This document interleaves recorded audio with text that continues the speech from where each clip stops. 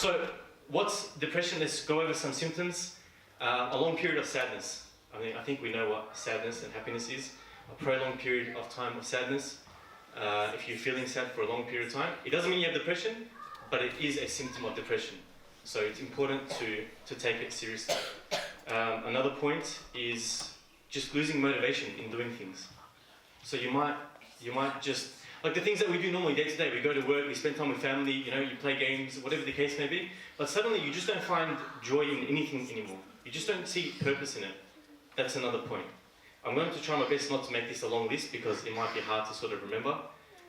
So I'm going to try to cut through it as much as I possibly can. You may not want to socialize. If you're experiencing a symptom of depression, you may not want to socialize.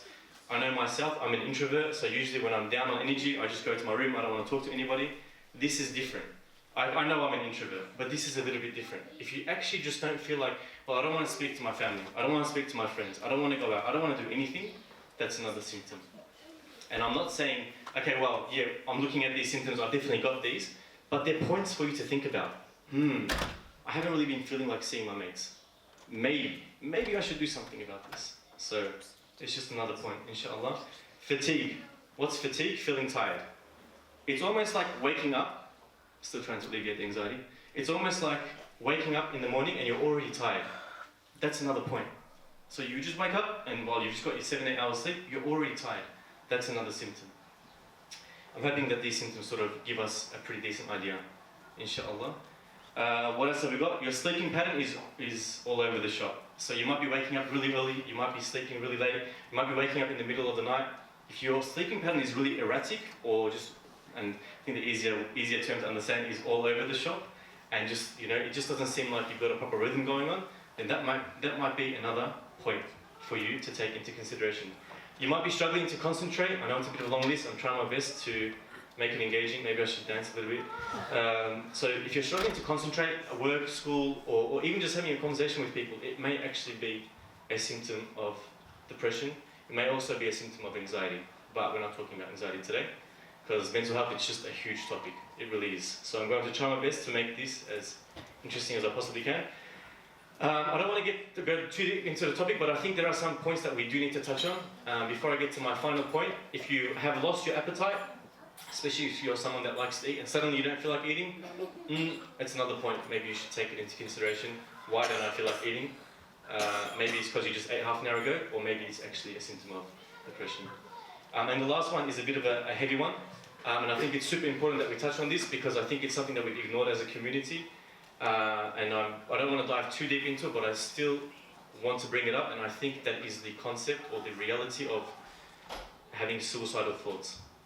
And it's such a heavy topic, it really is. But if these sorts of things are going through your mind, and it may go through your mind, this is a reality. Ignoring it is the problem. Me not bringing this up is the astaghfirullah moment. You know what I mean? So if you have these thoughts, honestly, like it's an alarm bell for yourself. But the reality is, like I said, these mental illnesses are curable through therapy. How? So I've just touched on a few symptoms. There's a lot more symptoms actually, but we've touched on a few symptoms. Maybe they're a point in the back of your mind. Inshallah, maybe we've planted a seed. But what can you do quickly? I'm going to dive into this again, but very quickly, I want to just touch on the concept of therapy, because I think as a community we think, okay, if I'm going to go see a psychologist, I'm going to share my things, they're going to do therapy, and I'm a weakling. And I'm here to try my best to debunk that, inshallah. People that are trained in mental health are professionals. So if you're experiencing any of the symptoms that I've explained, go to a mental health professional, they know what they're doing. If you don't like your relationship with them, go to another one. Just give them the kick and go to someone else. They don't have to be the reason why you have to keep suffering. If you are, Allahu Alam. But seeking therapy is honestly a real, and I'm saying it might sound easy, it might sound simple, like, okay, well, he's just saying therapy. Yes, but we run away from it. We run away from this concept. We run away from the idea that therapy is a real and valid solution. I just want to add this as well. You might be thinking, well, I don't want to go see a therapist, I don't want to go see a psychologist, I don't want to see a counsellor, I don't want to see a coach who's trained in mental health, like myself.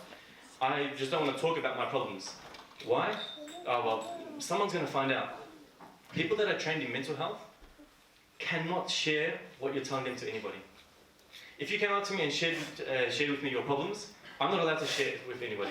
If your mom, your dad, husband, your wife, they called me and they said, yeah, why'd they come see you? I can't say. I can't share it with you. Yeah, I honestly cannot. So why is that a good thing? If you ever feel uncomfortable, if you go to a counsellor, you know that they are not allowed to share anything. Honestly, it should be actually a point of motivation for us to go and speak to somebody. Inshallah.